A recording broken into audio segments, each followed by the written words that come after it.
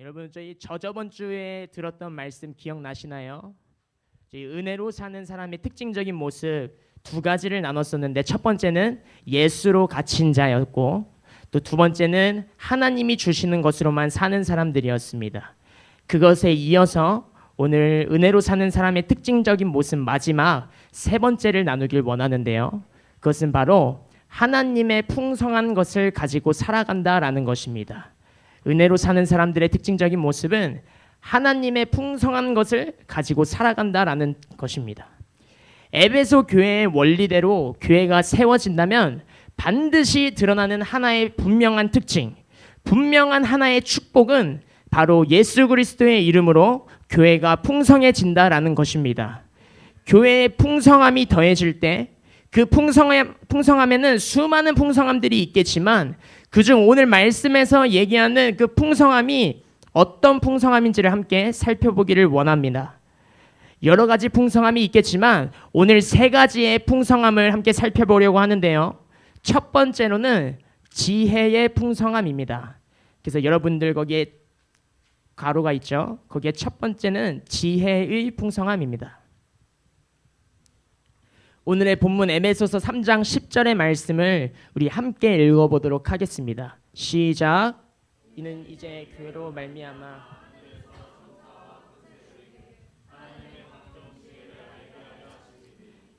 아멘. 교회로 말미암아 하나님의 각종 지혜를 알게 하려 하신다.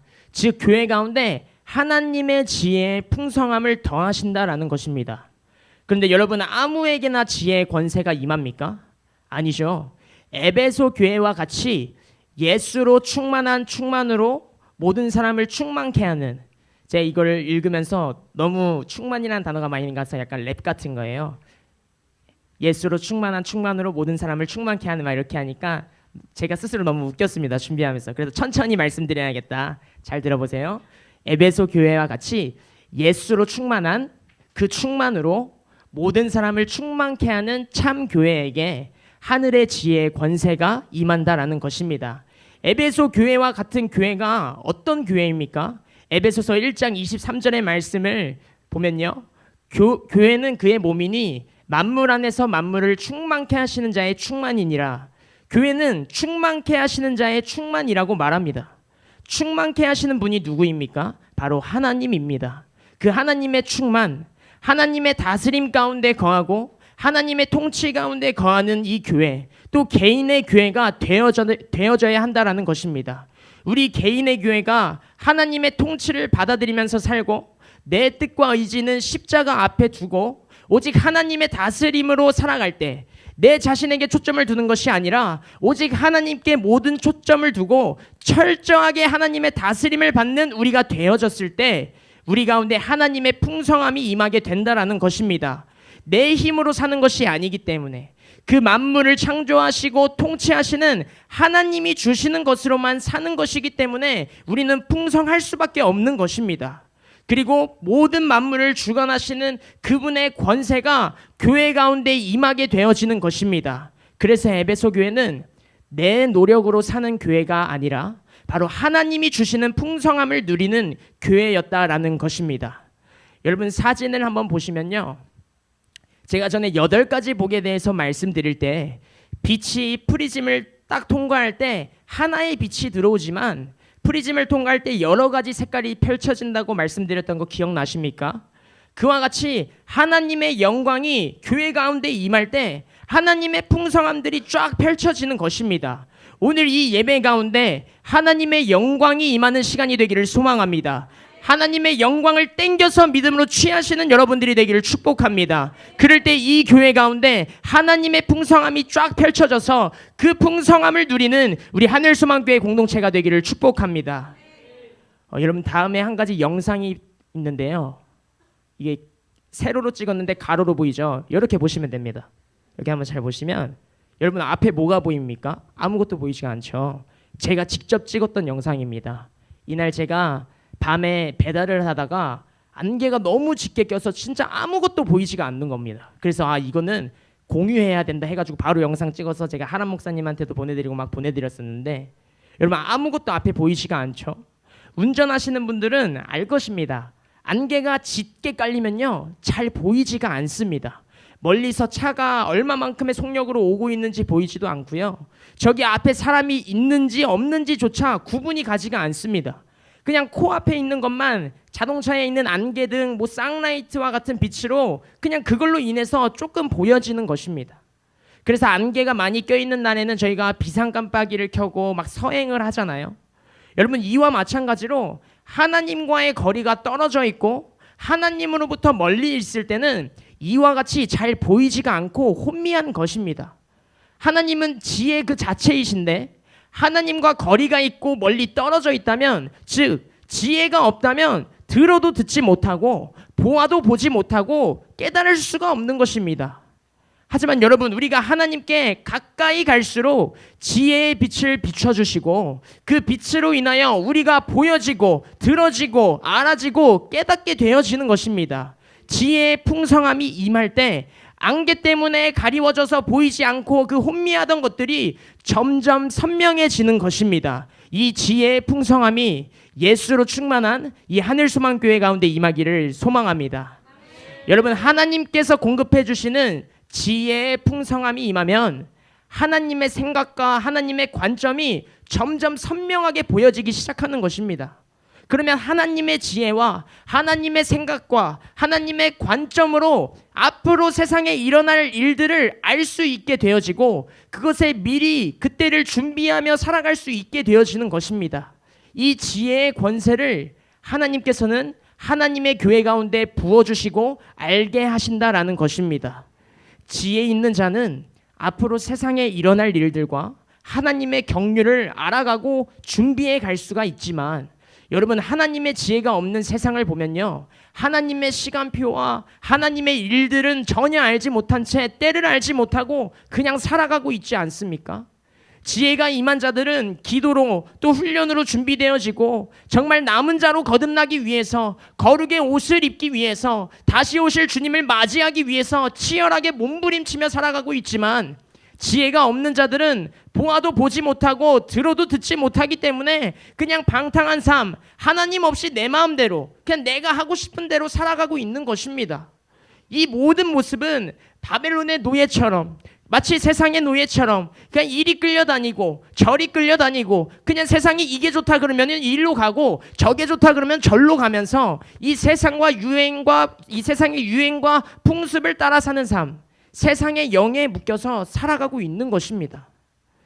여러분, 노아가 배 짓는 사진 띄워주시면요, 여러분, 노아의 때를 보면요, 하나님의 지혜와 계시가 임한 노아는 배를 지으면서 하나님의 때를 계속 외쳤습니다. 하지만 지혜가 없는 그들은 들어도 듣지 못하고 오히려 손가락질을 하면서 노아를 욕하고 결국엔 그렇게 타락한 모습으로 살다가 심판을 받았다라는 것입니다. 또 노아는 배를 만드는 일을 하고 건축을 하던 자가 아니었습니다. 그런데 그가 그 어마어마한 방주를 어떻게 지을 수 있었겠습니까? 지금처럼 유튜브를 쳐가지고 방주 만드는 방법 해가지고 유튜브 보면서 할 수 있는 것도 아니고, 재료들을 쿠팡으로 로켓 배송으로 주문해가지고 하루 만에 받을 수 있는 것도 아니고, 후기들을 보면서 이 나무는 방수가 잘 안 되는 나무구나 하면서 교환하고 여러 가지 찾아보면서 할 수 있는 그러한 시대가 아니지 않습니까? 40일 주야로 비가 올 때 그 가축들과 사람들이 들어가서 살 수 있는 그 모든 방법을 하나님이 알려주셔서, 하나님께서 지혜를 주셔서 할 수 있었다라는 것입니다. 여러분, 우리도 하나님의 지혜가 우리 가운데 임한다면 그 지혜를 붙잡고 믿음으로 하나님을 의지한다면 모든 것을 할 수 있는 것입니다. 이렇게 하나님께 지혜를 얻으면서 살아가다 보면 하나님을 더욱이 알아갈 수 있게 되어지는 것입니다. 하나님이 이루어 가시는 계획들을 경험하다 보면 이제는 자연스럽게 알아지게 되어지는 것입니다. 마치 친한 사람들끼리는 눈빛만 봐도 알 수 있다라고 얘기하지 않습니까? 정말 이제 한 달의 시간이 흐르면 빛나가 이제 태어나죠. 빛나가 태어났을 때 처음에 빛나가 울거나 그 어떠한 표정과 몸짓으로는 사실은 빛나가 무엇을 원하는지 저는 잘 모를 것입니다. 하지만 점점 가까워지고 점점 시간을 함께 보내고 서로가 경험되어진다면 이제는 그러한 빛나의 표정과 몸짓만 봐도 이 친구가 응가를 한 건지 배가 고프다고 하는 건지 어디가 불편한 건지 알 수 있게 되어지는 것입니다. 여러분 다음 사진을 한번 보여주시면요. 여러분 이게 무슨 표정 같아 보이십니까? 이게 무슨 표정 같아 보이십니까? 여러분 한번 생각해 보십시오. 한번 속으로 생각해 보시고 제가 정답을 말씀드리도록 하겠습니다. 이 표정은 배고팠을 때 표정입니다, 여러분. 배고팠을 때 표정이라고 생각하신 분 여기 계십니까? 없으시죠? 저는 경험했고 시간을 함께 보내기 때문에 이런 표정이 나오면 하은사모가 지금 배가 고프구나 깨달을 수 있는 것입니다. 알아지는 것입니다. 그냥 표정만 봐도 알 수 있는 것입니다. 다음 사진 한번 보시겠어요? 이게 무슨 표정인지 아십니까, 여러분? 이게 무슨 표정 같으십니까? 생각해 보십시오. 제가 또 말씀드리겠습니다. 배부른 표정, 살짝 근접합니다. 이 표정은 무엇이냐면 체중계에 올라갔다가 내려왔을 때의 표정입니다. 그리고 혹은 밤에 떡볶이와 치킨과 피자의 유혹에 패배하고 난 표정입니다. 그러니까 먹으면 안 되는데 먹고 나서 저런 표정을 짓는 거죠. 사람들은 뭐 속상해 보이고 뭔가 뭐 시무룩해 보이고 그런다라고 할 수 있겠지만 첫 표정은 그냥 단지 그런 아까 말씀드린 그런 표정입니다. 하은사모가 보고 있기 때문에 여기까지 얘기하겠습니다. 이런 것처럼 저와 여러분들도 하나님과의 관계가 이 정도의 수준으로 올라가야 한다는 것입니다. 아버지와 아들의 단계, 즉 후사의 단계로 나아가야 한다는 것입니다. 그렇다면 하나님의 풍성함이 더욱이 임하게 되어지는 것입니다. 다음으로 오늘 얘기하는 두 번째 풍성함을 보기를 원하는데요. 오늘의 본문 5절을 함께 읽어보기를 원합니다. 네, 다 함께 읽겠습니다. 시작. 그의 이제 거룩한 사도들과 선지자들에게 성령으로 나타나신 것 같이 다른 세대에서는 저기 두 번째 줄에 성령으로 나타내신 것 같이 여기서 나타났다라는 것은 풍성함이 나타났다라는 것입니다. 하지만 뒤에 이어서 보면요. 다른 세대에서는 사람의 아들들에게 알리지 아니하셨으니 라고 성경은 말하고 있는데 여기서 다른 세대는 구약을 의미합니다. 그리고 이어서 사람의 아들들은 구약의 이방인을 의미하는 것입니다. 이것을 정리하자면 구약의 이방인들에게는 하나님의 풍성함이 나타나지 않았다라는 것입니다. 구약 시대의 이방인들은요. 하나님의 후사가 아니었기 때문에 그들에게는 풍성함들이 나타날 수 없었던 것입니다. 하지만 이어서 6절을 읽어보면요. 시작. 이는 이방인들이 복음으로 말미암아 그리스도 예수 안에서 함께 후사가 되고 함께 지체가 되고 구약 시대의 이방인들은 하나님의 후사가 아니어서 풍성함들이 나타날 수 없었지만 6절에서 이방인이 복음으로 말미암아 여기서 복음이 무엇입니까? 바로 예수 그리스도입니다. 예수로 말미암아 함께 상속자가 되어졌다. 다시 말해서 후사가 되어지고 후사가 되어졌기 때문에 풍성함이 나타난다라는 것입니다. 여기서 말하는 풍성함이 무엇입니까? 바로 후사의 풍성함입니다. 이어서 6절에 뭐라고 말합니까? 후사가 되었다라는 것은 예수님과 함께 지체가 되어지고 함께 약속에 참여하는 자가 되었다라는 것입니다. 그래서 우리에게도 이스라엘 민족에게만 주어졌던 언약의 말씀들이 이제는 후사가 된 모든 이방인들에게도 똑같이 그 풍성함이 임하게 된다라는 것입니다. 그전에는 말씀을 받을 수 없는 외인이었지만 이제는 예수 그리스도로 말미암아 후사가 되어져서 하나님의 모든 약속을 받을 수 있는 존재가 되어졌기 때문에 이제는 모든 하나님의 언약의 말씀들이 우리에게 주어지고 우리가 누릴 수 있게 되어졌다라는 것입니다. 이것이 바로 후사의 은혜요 후사의 풍성함인 것입니다. 여기서 포인트가 있습니다. 포인트가 무엇이냐면 교회의 모든 성도들의 전반적인 영적 수준이 후사 이상의 단계가 되어져야 한다라는 것입니다. 이 모든 풍성함은 후사의 은혜가 아닌 상태에서는 후사의 권세를 갖는 것은 불가능하다라는 사실입니다. 우리가 후사 이상의 단계에 이르렀을 때 영권, 인권, 물권, 자연권이 드러날 수 있는 것입니다. 비로소 그때 후사의 권세와 후사의 풍성함이 풀어지고 누릴 수 있는 것입니다. 그렇기 때문에 우리는 이제 노예의 단계가 아니라 종의 단계가 아니라 후사의 단계로 나아가야 하고 후사의 단계를 넘어서 이제는 친구의 단계 그리고 신부의 단계에 이르는 우리 하늘소망교회 공동체가 되기를 축복합니다. 네, 오늘 말씀에서 얘기하는 우리 마지막 풍성함을 보기를 원합니다. 여러분 설레지 않습니까? 제가 벌써 마지막 풍성함을 외치지 않았습니까? 좋습니다. 우리 12절의 말씀을 우리 함께 읽어보도록 하겠습니다. 시작.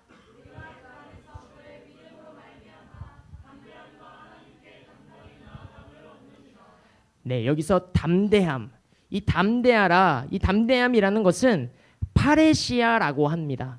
파레시아라는 뜻은 언론의 자유, 부끄러워하지 않는다, 이러한 뜻을 가졌습니다. 언론의 자유는 말 그대로 말하는 것에 대한 자유이고 부끄러워하지 않는다, 이 두 가지의 뜻이 의미하는 바가 무엇이냐? 바로 하나님께 담대함을 가지고 나아가라라는 것입니다. 하나님께 담대함을 가지고 나아가라.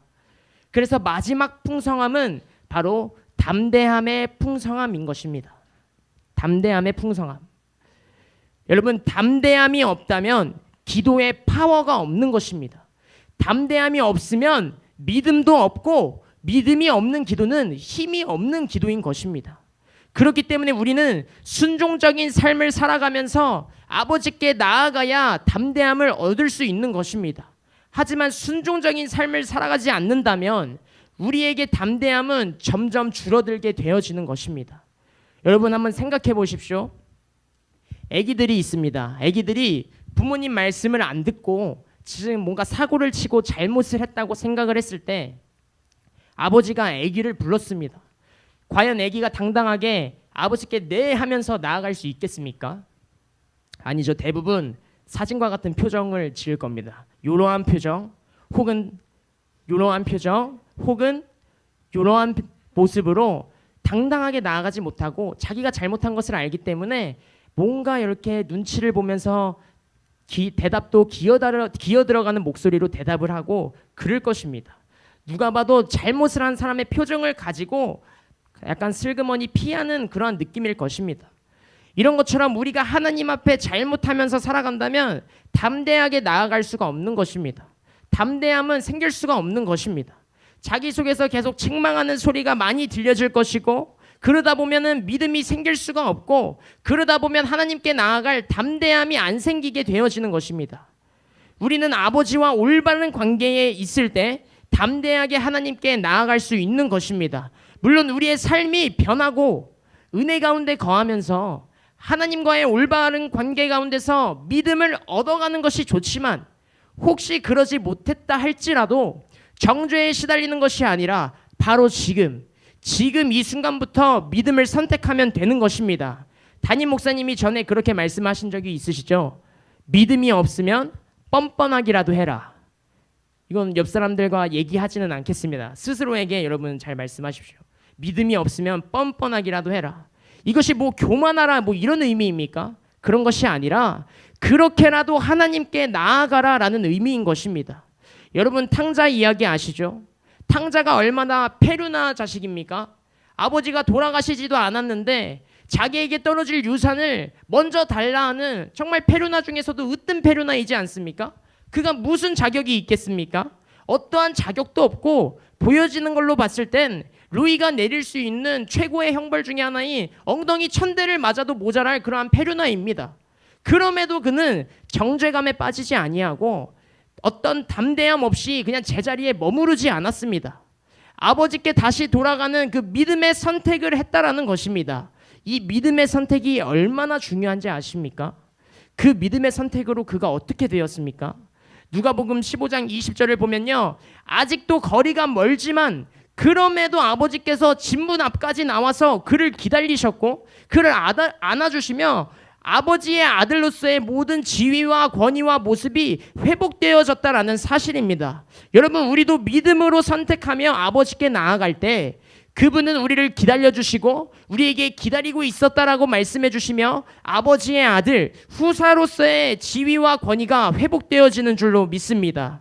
진리는 우리에게 뭐라고 말하고 있습니까? 진리는 우리가 후사임을 말하고 있는 것입니다. 여러분, 이것을 믿음으로 취해야 하는 것입니다. 비록 이전에는 그렇지 못했다라고 할지라도 지금 이 순간 결단하고 담대함을 가지고 하나님께 나아가야 하는 것입니다. 우리에게 있어서 중요한 것은 회개하고 돌이키는 것이 중요한 것입니다. 말씀을 듣고 있는 여러분들이 지금 저와 함께 선택할 것은 바로 다시 하나님께 돌아가기에 힘쓰는 선택과 믿음의 선택인 줄로 믿습니다.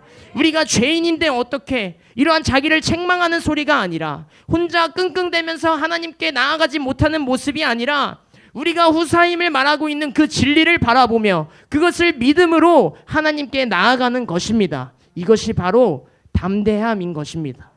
이 담대함의 풍성함이 가득히 풀어지게 되기를 축복합니다. 그리고 그 담대함을 누리는 여러분들이 되기를 축복합니다. 여러분, 결론을 맺으면서 우리 13절의 말씀을 함께 읽어보도록 하겠습니다. 시작.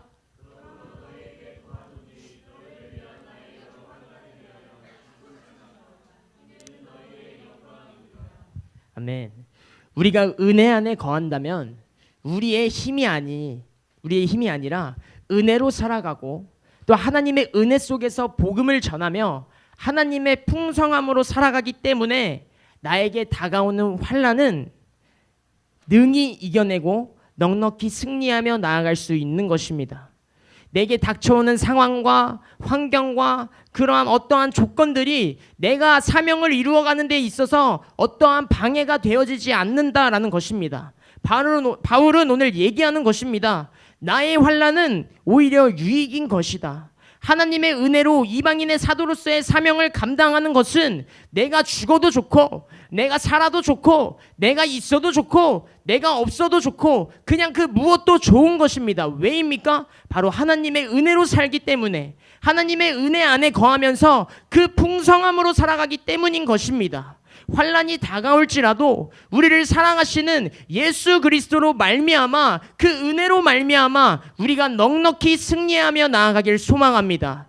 오늘의 마지막 13절의 말씀처럼 이 시간 어떠한 환경과 그러한 상황과 그 무엇도 우리에게 방해가 되어지는 것이 아니라 오히려 그 모든 환난의 시간은 우리에게 유익이 되어지고 영광의 시간, 하나님의 은혜가 내 안에서 살아있음을 확증하는 시간임을 이 시간 선포합니다. 여러분, 은혜로 사는 삶을 저희가 2시간에 걸쳐서 살펴봤습니다. 은혜로 사는 사람들의 특징이 무엇이었습니까? 첫 번째로는 예수 그리스도께 갇힌 자 되어졌다라는 것입니다. 예수 그리스도께 갇힌 자 되어졌다. 즉 예수님께 장악되어져야 하는 것입니다. 예수 이외에 다른 것은 없는 것이고, 예수 이외에 다른 것은 생각할 수 없는 것이고, 예수 이외에 다른 것을 보지 않아야 한다는 것입니다. 그 놀라운 영광을 경험하시고 하나님 나라의 가치를 두고 사는 저와 여러분들이 되기를 축복합니다. 두 번째로 살펴봤던 것은 하나님이 주시는 것들로만 산다라는 것입니다. 은혜로 살기 때문에 하나님이 주시는 것으로만 살 수 있는 것입니다. 모든 영역 가운데 나의 생각이 아니라 하나님의 생각으로, 나의 계획이 아니라 하나님의 계획으로, 나의 힘이 아니라 하나님이 주시는 그 능력으로 살아가야 한다라는 것입니다.